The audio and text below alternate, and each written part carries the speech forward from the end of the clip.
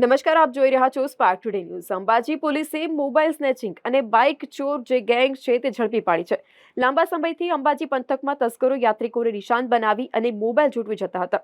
કેટલાક બાઇક ચાલકોને પણ મારી બાઇકની ઉઠાંતરી કરી જતા હતા। તો અંબાજી પોલીસે સતત વોચ ગોઠવી અને 3 આદિવાસી યુવાનોને ઝડપી પાડ્યા છે। આ તસ્કરો પાસેથી 2 મોબાઈલ અને એક બાઇક પણ કબજે કરવામાં આવ્યું છે।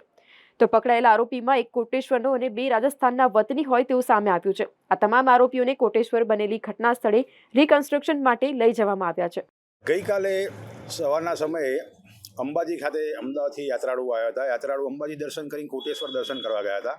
કોટેશ્વર દર્શન કરીને એક સિનિયર સિટીઝન કાકા મોબાઈલ ઉપર વાત કરતાં નીકળતા હતા, ત્યારે 3 ઈસમોએ કાકાને બાઇક રોકીને મોબાઈલ એમને ધમકી આપીને મોબાઈલ એમના જોડેથી ઝૂંટવીને ભાગી ગયા હતા।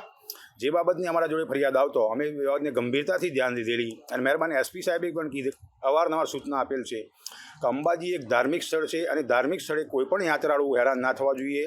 અને કોઈપણ યાત્રાળુ અંબાજી ધાર્મિક સ્થળે કોઈ લૂંટાઈ જાય, મોબાઈલ કંઈ પણ વસ્તુ લૂંટાય તો એક ખરાબ મેસેજ જાય, જેને ગંભીરતાથી ધ્યાનમાં લઈને અમે અમારી તમામ અંબાજી પોલીસના તમામ સ્ટાફને એલર્ટ કરેલે, તમામ સ્ટાફ ડી સ્ટાફને વિસ્તારમાં ચેકિંગમાં મોકલેલ અને ગઈકાલે રાત્રે ચેકિંગ કરતો અમારા આજે સવારે આજરોજ આ ગુનાના કામના આરોપીને ધરપકડ કરેલ છે।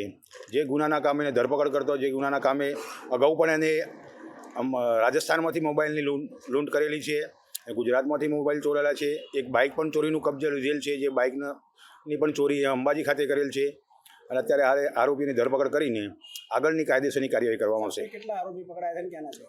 હાલમાં 3 આરોપી પકડાયા છે, જે 3 આરોપી એક કોટેશ્વરના છે અને 2 રાજસ્થાનના છે। વધુ તપાસ ચાલુ છે।